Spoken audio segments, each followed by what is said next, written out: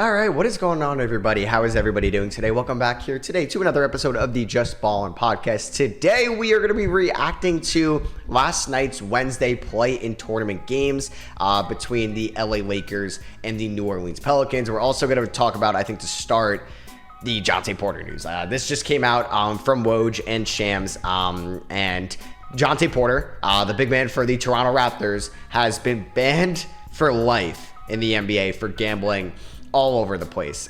He bet or he disclosed private medical information about himself to bettors, in which they ended up winning major money on his unders. You guys kind of all knew that when they came out. I'm pretty sure that those bets didn't even get paid because obviously there's the investigation. So that's obviously like a violation of gambling laws. So those guys are probably going to face legal repercussions as well. Porter has spent 2 years in the NBA. He played a little bit for the Grizzlies in 2021, averaging 2 points and 1 rebound in 11 games. Spent some time in the G League. Played this year for the Raptors because everybody was playing for the Raptors this year. They had a plethora of injuries and kind of were tanking down the stretch. And then you guys kind of all knew the Jontay Porter thing. Like he came out of a game early, re-aggravated an eye injury, missed a couple shots, didn't grab any rebounds, and then the biggest prop bets for the NBA that night were his unders. Just kind of stupidity all around, because for one who is betting Jontay Porter unders, you have to be a real like gambling sicko.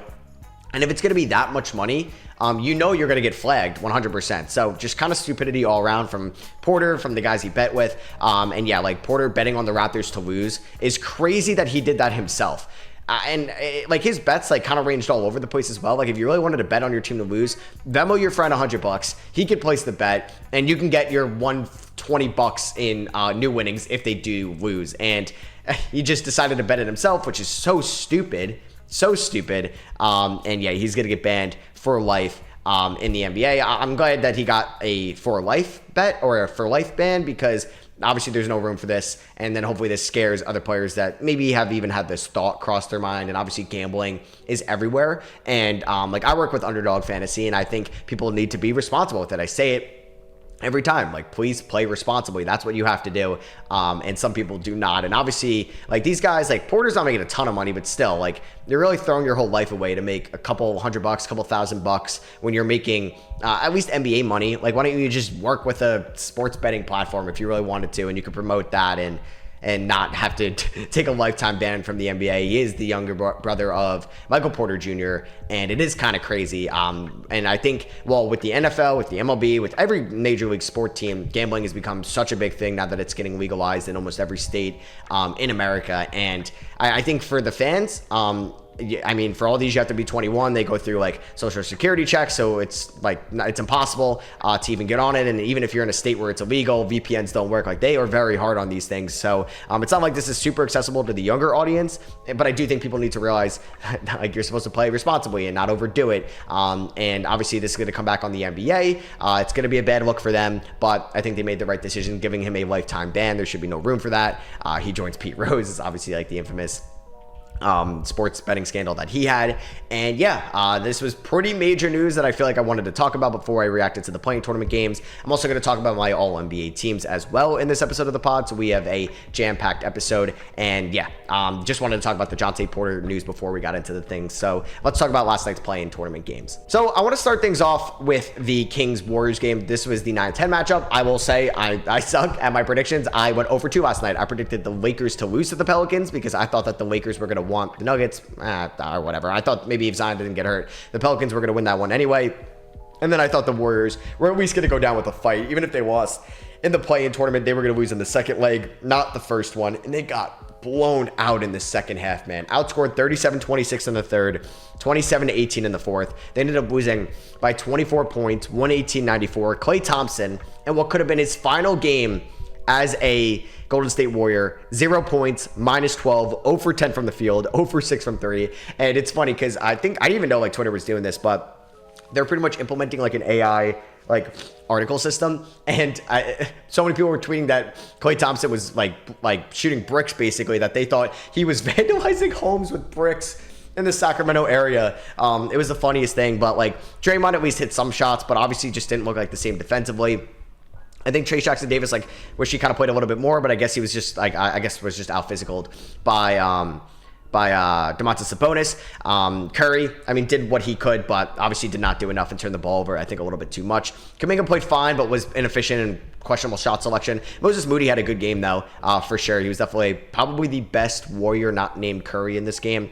And at least like Draymond, it's still like making a defensive impact. I think like Brandon Podziemski plays hard. I wish he's always a little bit more aggressive with the ball in his hands. But yeah, the Warriors, people are saying that their dynasty is over because it's looking like Klay Thompson, who's an unrestricted free agent, is going to maybe leave in this offseason. I mean, the Warriors are one of the furthest teams into the luxury tax. Like, they are higher than anybody else in this in the league when it goes by just kind of total cap hits and just overall luxury tax payments. So they need to shed cap. They do. And Chris Paul's got a non-guaranteed contract for next year. So you assume he's not coming back, or at least on that contract. I don't know if they can non-guarantee it and then work on an extension. Maybe they do that with him. But Klay Thompson, who will have suitors because he's still a good enough three-point shooter. He's not the worst defender in the world, but he's not the Klay of old. And he's 33 years old. I could still see him getting a 2-year deal. There's teams that would be interested in him. Could the Mavericks be interested in him? Him being a spot-up shooter for Luka Doncic. I've seen those rumors. Philly, if they maybe lose out on a Paul George or Pascal Siakam of the world, they could maybe go to Klay Thompson in the offseason. Could the Orlando Magic, who need to use their cap space before they pay Franz and Suggs and Paolo, could they use that on Klay Thompson to get some shooting as well? So Golden State will have some competitors out there for a team that needs to shed cap. Gary Payton's got a $9.1 million player option. You'd assume he's going to opt in, but would they like to move that? Draymond Green's going to be going up from $22 million to $24 million next year. I think even if they want to move him, would move him, I don't know if anybody wants to take on that contract with his question marks and how he would be not in that Golden State system with no Steph Curry. Wiggins' contract is going up by $2 million from $24 million to $26 million, and then $28 million in 26, and then a $30 million player option in 2027. So you assume he's going nowhere unless they attach Moody or draft capital to get off that contract, because who wants that? Curry's contract is going up by $4 million next year from $51 million to $55 million, and they can work on an extension with Kuminga this offseason. I think they're better off just not doing that unless they can get him on a favorable contract, because you have really no risk on letting him play out next year. And if he does the same production and a team throws a contract at him, you can obviously match it, or at worst, it's a sign and trade if you think it's an overpay. And there's no risk to that because he's restricted, so he can't leave. So for Golden State, I think it's going to be a very interesting offseason for sure. A lot of question marks. They did a great job in last year's draft with Brandon Podziemski and Trace Jackson-Davis, especially getting Jackson-Davis that far late in the second round. You hope that Moody and Kuminga will continue to develop and can still be cost-effective rotational guys for them next year. Kevon Mooney's making $8 million, but it's not fully guaranteed, so he may be gone as well, because that could save them triple, 3, 4, 5x the amount that they would be saving just because they're in the luxury tax and they would be going into that luxury tax a little bit more. So could this be the end of an era for the Warriors? I mean, looking at last night's game, it's just no life in the second half at all. They played horribly in the second half, and I thought things were going really good for them at the end of the first. Thought they had a little bit of momentum, and it's going to be tough to beat Sacramento on the road, and they just kind of came up short. Obviously, you weren't getting anything out of Klay Thompson, man. You really weren't, which is kind of a shame. And it's a shame if that was his last game as a Golden State Warrior, going 0 for 10 from the field. And Golden State's going to have some question marks. Can they even get better with this team? And they don't even have their first round pick as well. That is going to Portland, which is going to be a nice pick for them. Could be around 13, could be around probably 14, depending on, I guess, if Sacramento, no, because they were the 10th spot. Okay, so if Sacramento ends up losing to the Pels, I believe that pick will be at 13. It might be just at 13 regardless of the Pels-Kings matchup, because that pick will be at the 14th overall selection, and then the Warriors pick will definitely be lower than Atlanta and or Chicago. So, it's going to be tough for Golden State to improve next year. Steve Kerr signed an extension. Curry's obviously not going anywhere. Wiggins, I don't think is going to go anywhere unless they really want to trade, I don't know, Moody in a first to get off that contract, which I don't think is worth to do, but I don't see any team really taking a chance on him unless you're taking on a bad contract in return. I don't even think Brooklyn would want to do that if you were all right, we'll take on Ben Simmons, because Ben Simmons is an expiring deal. The only contract that may be worse than Wiggins out there is Jordan Poole, and obviously for a bunch of ironic reasons, that's not happening this offseason. I did record a rebuild, and I was funny enough, could you stomach just if Klay leaves, trade Draymond to Detroit? He's got the Michigan ties, or would would like Milwaukee want Draymond and like you take on Brook Lopez 1-year deal, so at least you get off of Draymond's contract for a year? I don't know, man. These are tough decisions. Mike Dunleavy is going to have to make as the GM. Obviously, them whiffing on the second pick in 2020 and taking James Wiseman hurt this team for a little bit. And maybe like Kuminga has hit, I think, a perfect linear development for what he was going to be out of the Ignite. Moody's had his ups and downs, and they still have Podziemski and Trace Jackson-Davis. Like they have a nice younger core, better than some other teams. Like if you look at Phoenix's young core, it's abysmal. But like they actually have a good young core here, or Milwaukee's. But I mean, they won 46 games this year and they lost in the play-in tournament. Even if they, no matter what, they're finishing as the 10th seed in the Western Conference this year, which is a really embarrassing finish for them getting Chris Paul and just people thinking that this team could have possibly won a championship this year, or at least made it to a conference finals, and they disappointed nonetheless. For Sacramento, I want to give some love to. I mean, I predicted Golden State to win this game, so hey, hands up, I was wrong on this one. Keegan Murray, though, I called the X factor, and boom, 8 threes made, 8 for 13, 50% shooting overall. He was a plus 20, had 32 points, hit some tough like fall away threes as well, and he did a phenomenal job. And if he had like a Klay Thompson game, I think Golden State wins this one. I think that's why he was a definitive X factor. And my X factor for Golden State was Jonathan Kuminga, and he really kind of struggled at times as well. And yeah, like breaking news as I'm talking about this, but we can talk about it more in the Pels game. But Zion with the hamstring is going to be out Friday's game against Sacramento. So it's looking like Sacramento has a real chance of making it into the playoffs as an 8 seed, which is going to be great for them after losing, like especially winning this game with no Kevin Huerter, no Malik Monk. Shout out to Keon Ellis, man. I know, especially as a second-year man, he shouldn't really get like a nod for most improved. And like the top 3 is going to be probably some type of Maxey and Kobe White and maybe not Şengün, but like Jalen Johnson and Denny Avdia. But Keon Ellis, what he's been for them, stepping up, playing 39 minutes last night, being such an active defender, a good ball handler, can make some good split decisions, had 3 steals, 3 blocks, and 3 threes in this game as well, was a plus 27, second highest out of anybody here in the starting lineup or on the Kings or in the game in general. Shout out to Keon Ellis, man, of the Sacramento Kings. They found a great value on him, and he's improved so much. I'm still scared of this Kings bench. Like Sabonis played 37 minutes, Barnes 34, Murray 39, Fox 39, Ellis 39. Is that what every playoff game is going to look like? Like Trey Lyles played 19 minutes. He'll hit like a nice shot or 2 on the offensive end, but I still think isn't great defensively. And Davion Mitchell, kind of the opposite. I mean, he shot 2 for 9 from the field, 1 for 5 from 3, but could play some good defense. He played 17 minutes. Everybody else played under 10. I mean, like Alex Len saw like 9 minutes, so they were rocking like the 3-man bench. And then they put in Kessler, Edwards, Sasha Vejenkov, JaVale McGee, and Colby Jones towards the end of the game. But I do worry about the Kings bench. And I think the Thunder series would be a very entertaining one if Malik Monk was playing in it. And I know like also losing Kevin Huerter for the year is a shame. And Monk suffered the sprained right MCL April 3rd. He's missing 4 to 6 weeks. So he's going to be out most likely round 1. Probably wouldn't be fully healthy. Probably till like the conference finals, maybe round 2 if it went kind of late. So they're going to be without Malik Monk if they were to beat the Pelicans, which is a shame because this is a fun Kings team. And if you add in Keon Ellis to the mix and Keegan Murray can really be a playoff breakout star, this would have been a fun Kings team because like Sabonis is still going to get his rebounds, his inside scoring. Got into a little bit of foul trouble, but I mean, and it wasn't against good Warrior bigs. So it's not really like he's going up against any good bigs for the Pelicans, especially with Zion out. So he may not see a good big until Chet Holmgren if they were to win against the Pelicans. But shout out to the Kings, man. They keep their season alive. They're going up against the Pelicans Friday night. It's going to be in New Orleans, but you would have to think now with Zion out and how bad Ingram has looked since coming back from injury, they're going to be favorites to win that game. They are favorites right now, 1.5 on the road. And I could see that like spread going up to -3 with the news of Zion and kind of a couple days till that game happens. So yeah, a disappointing end to the Warriors season, man. Like you were still 10 games above 500, but being the 10th seed, the Draymond suspensions, the young guys kind of being like Kerr's like hesitant or being hesitant to play and fully commit to the young guys. There was a lot of issues for the Warriors. Mike Dunleavy's going to have a lot of big decisions to make this offseason. Can he somehow get off of the Andrew Wiggins contract? Are they going to somehow bring back Chris Paul?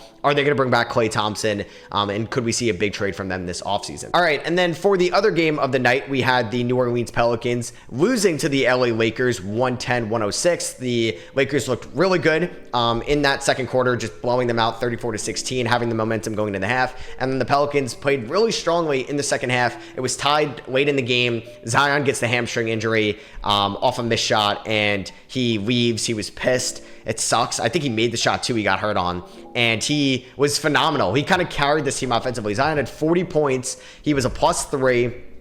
The only other guy that was a plus minus guy in the starting five was Herb Jones.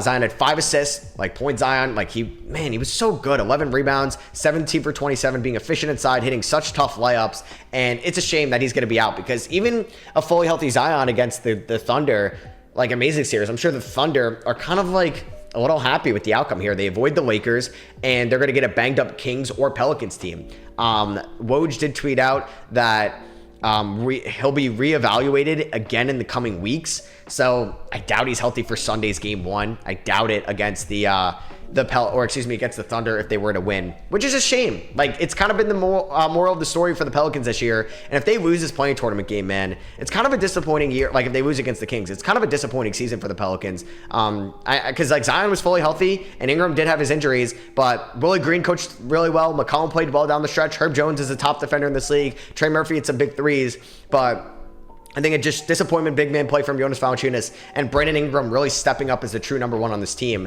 which he looked like he was the number 1 for the last couple of years, but it looks like Zion's taking that crown. So Ingram can kind of save his image Friday night against the Kings, can kind of keep the Pelicans season hope alive.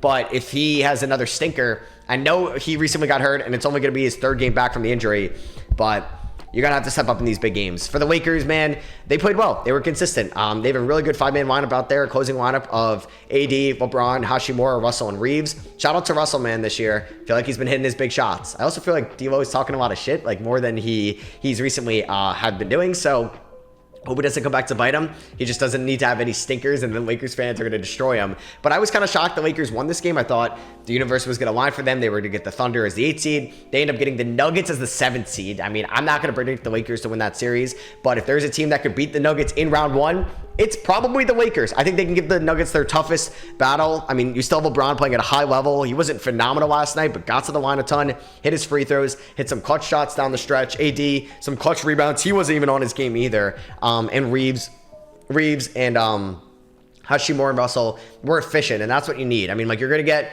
mediocre play off the bench. I mean, Gabe Vincent's kind of coming into his own a little bit as like a nice 3-and-D guy off the bench, but like Taurean Prince, he could be inconsistent at times. I mean, don't get me started on having to see Jackson Hayes or Spencer Dinwiddie. It's not great for them right now, but that's kind of all they have. And at least for Dinwiddie, can provide you some offense, even though he did nothing offensively last night. But he's going to give you a little bit more offense than like Cam Reddish maybe would. I wish we saw maybe more from like Maxwell Lewis or Max Christie this year. And I know Jalen Hood-Schifino is out. But shout out to the Lakers winning this game. They get awarded or they get rewarded having to go up against the Thunder, or excuse me, going up against the Nuggets. The Pelicans and Kings on Friday night will be going up against each other. Winner of that game will be the 8th seed and will take on the Thunder. Now, the Pelicans, if like the Lakers ended up losing, like they'll probably have the 14th pick regardless, but now that this pick is going to be like 15, 16, or 17, or 18, I wonder if, I think the Pelicans are going to let the Lakers keep their pick this year, and the Pelicans are going to get their first rounder in 25, a weaker class.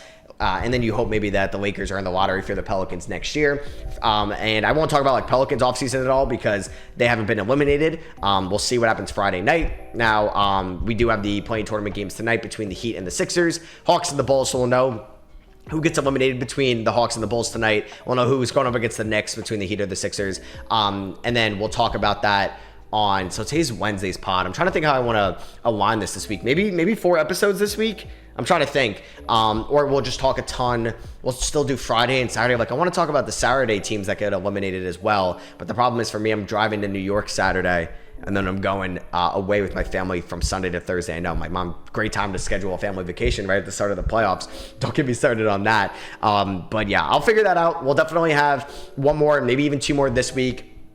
Or maybe I do a Sunday. I don't know, because I want to do playoff prediction pod as well. So maybe Saturdays will be like playing tournament reaction, playoff prediction pod, and then maybe we just skip Friday. But yeah, I guess we'll talk about, I don't know. We'll figure it out. We'll go along with that.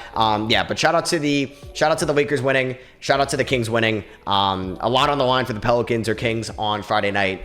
Both teams kind of banged up, but I do think that the Kings will probably win that one.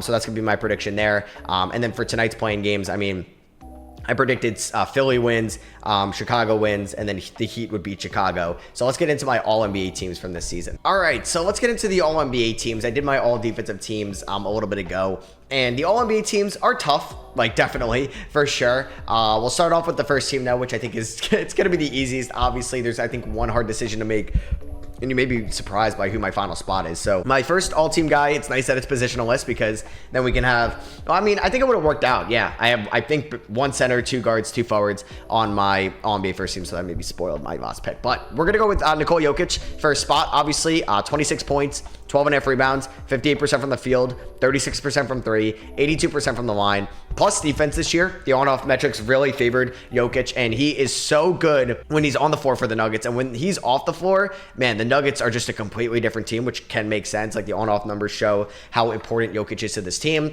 and I think that's going to be why he's going to win MVP this year. I would give it to Luka Doncic. That's who I would give it for, but if I'm predicting who's going to win, it's definitely going to be Nikola Jokic. So that is a very easy All-NBA first-team guy, still the best player in the NBA. And unless, I'm trying to think like who could take that mantle from him. Like if the Celtics won it all, like Jason Tatum's not going to be the best player in the NBA.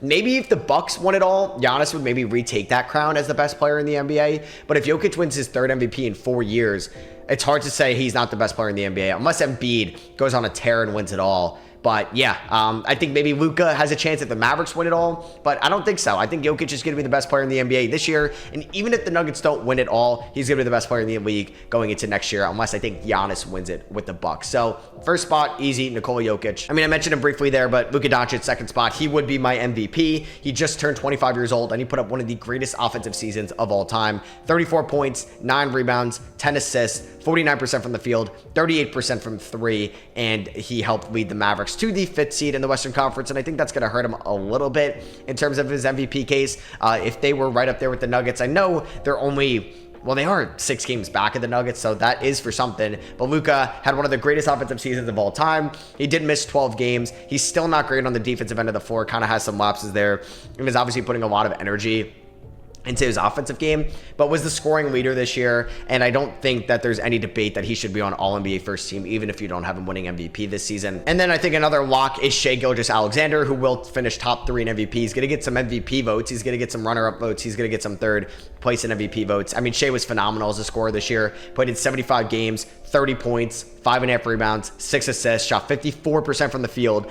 Great efficiency for a guard. Like, that's something you see from a big man. 35% from three, 87% from the line. Also a pretty, I would say, elite perimeter defender as well. I don't think he's as good as like Derek White or Alex Caruso or Jalen Suggs, but he's going to get some all defensive second team consideration for sure. Was an all-star starter this year. Shot 35% from three, like I said, on 3.5 attempts. Man, if he could get that up somehow, like if he could start to shoot 37, 38, 39% from three on like 4 or 5 attempts a game, he could win the scoring title next year and could be right there in the MVP conversation. Again, this was the most amount of games Shai has played since his rookie year, where he played all 82 for the Clippers. So that's just a very encouraging as well for Shai. And obviously the best player on the best Western Conference team, record and standing finish wise. So you got to give Shai the 3rd spot on All NBA first team. I think obviously there's no debate between Jokic, Luka, and Shai. And I think for Giannis as well, there shouldn't be any debate. I know he kind of got hurt towards the end of the year, but still played 73 games. Should get some MVP or at least consideration as well. I just don't think the Bucks finished good enough in the Eastern Conference at 49 and 33. But Giannis put up 30 points, 11.5 rebounds, 6.5 assists on 61% shooting. 6.5 assists is a career high for Giannis. He was an all-star starter this year, and obviously you're not going to get like much shooting out of him, but you're also going to get elite defense. He's the best defender out of anybody I'm going to talk about in All-NBA first team, and I think he's kind of underrated as a defender. He ended up winning Defensive Player of the Year in 2020. But still, as a 29-year-old, I still think is a top 5 defensive big man in the league. He's probably not going to finish top 4 in Defensive Player of the Year voting. Maybe he gets some top 5 votes, maybe, but I don't even think he finishes number 5 because I assume it's going to be like some order of Wemby, Gobert, Herb Jones, and then I assume like AD is going to get more votes than Giannis. But Giannis is still incredible, still one of the best players in the NBA, and is 100% an All-NBA first-team member. And my last spot, you may think I was going to give it to Jalen Brunson. I'm not. I'm going to give it to Jason Tatum. I do think that the Celtics need to get somebody on All-NBA first team. They went 64-18. They had the best record in the NBA. And I know Brunson's like individual stats may be better than Tatum's, but Tatum obviously could score a little bit more if he didn't have this good team and had some something more to play for like Brunson did. Don't get me wrong, like I'm a Knicks fan. Like I'm biased towards Jalen Brunson as a whole, but I do think Jason Tatum deserves All-NBA first team over Jalen Brunson. Tatum finished with 27 points, 8 rebounds, and 5 assists, shot 47% from the field, 38% from 3, 83% from the line. Like I said, the best team in the league, still an above average defender on the perimeter as well, is just 26 years old, and I think he's going to get on All-NBA first team. I don't know. I think Brunson will finish higher than Jason Tatum in the MVP voting, but I do think that Tatum needs to be on All-NBA first team. Like I said, his stats would have looked a lot better if he was on maybe the Knicks if you swapped him and Brunson. Like, he's got Jaylen Brown, he's got Derek White, he's got Kristaps, he's got Drew Holiday. Like I said, they've had the 1 seed locked up for the last like month and a half, 2 months of the season. So I think Tatum's numbers could look even a little bit better. Like I said, a really good defender, better defender than Brunson, and I do value that a ton as well. So Jason Tatum's going to get my last All-NBA first team spot. So obviously I do have Jalen Brunson kicking off All-NBA second team. He's like my first guy out. So if you wanted to put him over Tatum, I'm okay with that, especially as a Knicks fan and a big Brunson fan. I am cool with that. Brunson finished with a career year once again, like he did last year. He played in 77 games. He averaged 29 points. He averaged 3.5 rebounds, 6.7 assists on elite efficiency, 48% from the field, 40% from 3, and 85% from the line. And I honestly don't think Brunson's like a huge liability on the defensive end of the floor either. He's not like a Jalen Suggs out there, but he's also not like a Trae Young out there. And over his last 17 games, he finished with 35 points and 7.5 assists on elite efficiency as well. He's one of the best guards in the league, one of the best scorers in the league, and helped lead the Knicks to a 50-win season, something they've only done twice now this century. We're in 2024. We're 24 years into the century, and this is the second time that the Knicks have won 50 games. So yeah, Jalen Brunson, All-NBA second team. It's a lock he's on the second team, and if he's on the first team, I'm cool with that. All right, so I have Anthony Davis as my next spot. I'm only going to have one Laker on second team. I think it would be kind of unfair to have 2 Lakers for the 7th seed in the West to have 2 spots on All-NBA second team, even though LeBron has been great, and we'll get to him, like spoiler alert, on third team. I didn't want to have 2 Lakers, and I chose AD over LeBron because of the defensive impact that AD has played this year, or has been this year for the Lakers, and he appeared in 76 games. Like, we got a healthy AD, we got a healthy Kawhi, we got a healthy KD, we got a healthy Zion this year. I think us NBA fans have to be pretty happy on how blessed we were with these guys being healthy this season. And AD put up 25 points, 12.5 rebounds, 3.5 assists, 1.2 steals, 2.3 blocks per game, so that's 3.5 stocks. He was efficient, 56% field goal shooting, and was such a huge piece for this Lakers team this year on both ends of the floor. And just seeing healthy AD kind of reminded me how much we enjoyed watching him kind of with the Pelicans. This was definitely, I think, the most enjoyable AD season since the 2020 shortened year that we had with him. Like 2021, 22, 23, up and down with AD. Injuries happen. But yeah, the most amount of games he has played, actually, of his career. I actually thought it was tied for the most, but no, he played 75 games in 2017, 75 in 2018, were the only other 2 times he played north of 70 games. And this year, played in 76 games. Hell yeah, man. AD, All-NBA second team, 100%. We're going to stay in LA. We got Kawhi Leonard making this. Like I said, let's go. Kawhi had a fully healthy year, still an elite defender when he wants to be. And we got to see 68 games out of Kawhi, which is the most he has played since the 2017 season and his healthiest LA Clippers season yet. He finished with 24 points, 6 rebounds, 3.5 assists. He shot 52% from the field, 42% from 3, was just named as the last spot on the Olympics team as well. And I don't think there's a debate. I'm actually like not as high on Paul George this season than some other people. So I think it was pretty easy to choose Kawhi over PG, and I'm going to opt for Kawhi to get my third spot. Kevin Durant is my 4th spot on my All-NBA second team. We got to see 75 games out of KD. I don't think it was a tough decision to choose KD over Devin Booker. Obviously, Devin Booker could get some consideration for this spot as well. The Suns finished 49 and 33. They were the 6th seed in the Western Conference. KD, 27 points, 6.5 rebounds, 5 assists, 52% from the field, 41% from 3, 86% from the line. And like I said, played like a ton this year. His most amount of games played since the 2019 Warriors season, and the second most since 2014. KD won MVP in 2014. It's been that long. His second most games played in the last 10 years, and was such an elite offensive player once again, efficiency-wise, for the Suns. This dude is still one of the best scorers in the game this late into his career. He had a usage rate of 29% this year and a true shooting percentage of 63%. KD is still a beast, still a top 10 guy in the regular season. And to finish this out, this was tough to give the last All-NBA second team spot. So if we look through the standings, right? Boston got Tatum. Knicks got Brunson. Bucks got Giannis Antetokounmpo. In the West, the Thunder got Shea. The Nuggets got Jokic. I got to give the Timberwolves a spot here. So Anthony Edwards is my last spot on All-NBA second team. Played 79 games this season. Was a human highlight reel. Could still make some standout plays on the defensive end of the floor. Is not an elite defender, but is somebody that could definitely mold into one day. And I'm excited to see how his defense looks in the playoffs. He finished with 26 points, 5.5 rebounds, 5 assists, 46% from the field, 36 from 3, 84% from the line. Made the All-Star game again this season. I'm super excited to see how he looks in the playoffs this year. It's a weird, maybe trap matchup against the Suns. I think I may kind of lean towards picking the Suns in that series, but either way,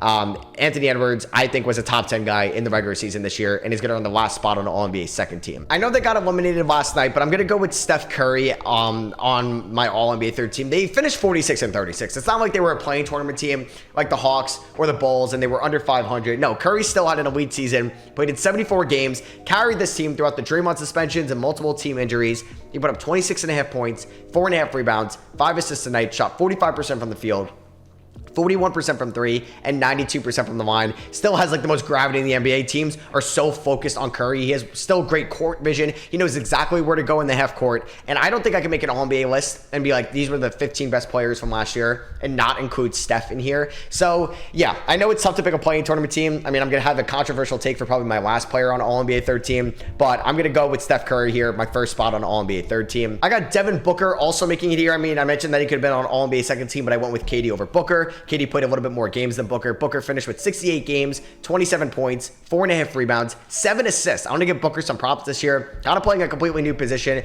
being a more on-ball player with the ball in his hands and as a playmaker as well, and was the point guard with the first year with Bradley Beal next to him and kind of moving over to that position. No longer have Chris Paul on the team, and he was great in that role. 49% from the field, 36 from 3, 89% from the line. I still think he has so much defensive potential that he could unlock, and I think Devin Booker needs to be on an All-NBA team, so he's coming in on an All-NBA third team. I mentioned it before, but I do have LeBron James on my All-NBA team. I opted for third team. I didn't want to put him and AD on second team, so I opted for LeBron on the third team. Maybe the best shooting year of LeBron's career. Shot 41% from 3, and it was on good volume as well, 5 attempts a night, and it looks like he just had better shot selection, somehow getting better from that aspect of his game in year, 22 of his career, 39 years old, or excuse me, year 21.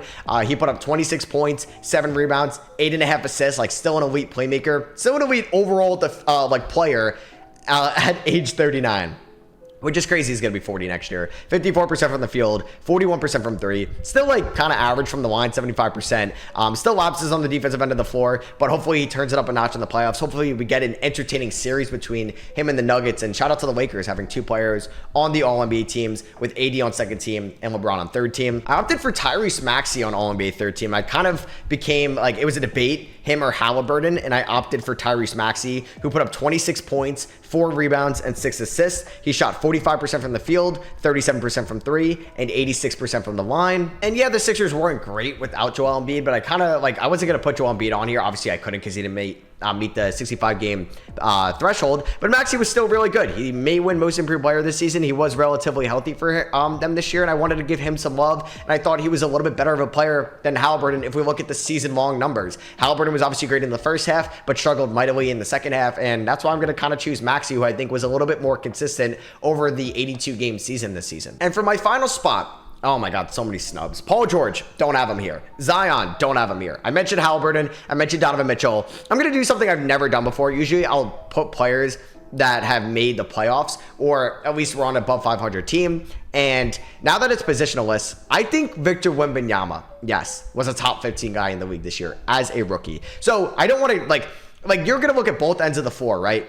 Wemby was a better player in my opinion than I think Maxey, like as a whole potentially, because Wemby's going to finish 1 or 2 in Defensive Player of the Year voting. Was an elite defender out of the gate as a 19 and 20-year-old. He put up 21 points, 10.5 rebounds, 4 assists a night, shot 46.5% from the field, 33% from 3, and 80% from the line. He also led the league in blocks with 3.5. He had 1.5 steals a night as well, and was keeping this Spurs team alive from being one of the worst teams in NBA history. And if we look at like Wemby has done basically since January 4th, so basically half a season, 42 games, he did this all in 29 minutes a night. Just 29 minutes a night. 23 points, 11 rebounds, 4.5 assists, shot 47% from the field, 34% from three. And if you look at his per 36 as well, like 26 points, 13 rebounds, 4.5 blocks a night, a steal and a half, 5 assists. The dude, in my opinion, was a top 15 guy in the league this season. So that may be a hot take for me, but I'm going with Wemby. So my All-NBA first team, you got Jokic, you got Luka, you got Shea, Giannis, and Tatum. My All-NBA second team, you got Brunson, AD, Kawhi, KD, and Anthony Edwards. And my third team, you have Curry, Booker, Maxey, LeBron, and Wemby, with my snubs being Paul George, Zion, also Kyrie Irving, Tyrese Halliburton, and Donovan Mitchell. So if you're listening on YouTube or watching on YouTube, you can let me know what you agree with or disagree with in the comments. If you're listening on Apple Podcasts or Spotify, you can let me know what you guys think on Twitter. And I apologize for this episode if I sound kind of sick or something. I don't know, man. It's allergy season here on the East Coast and the Northeast, and the pollen is kicking my ass. It really is. So I hope you guys did enjoy this episode. Hope you guys enjoyed my reaction to the playing tournament games and my All-NBA team predictions, or pretty much who I would have. This isn't really me predicting it because it would change a little bit. These are just kind of my top 15 guys from the year. So if you guys did enjoy, I'd appreciate a rating or review on Apple Podcasts or Spotify. It really takes like 2 seconds to do, and it can help the podcast grow. And I appreciate you guys that have done that because the podcast is growing, and I want to say thank you a lot for that. And if you are watching on YouTube, maybe drop a thumbs up, hit that subscribe button if you're not already to talk All-NBA this playoff run and off season. I love you guys, and I'll catch you guys in the next one. Peace.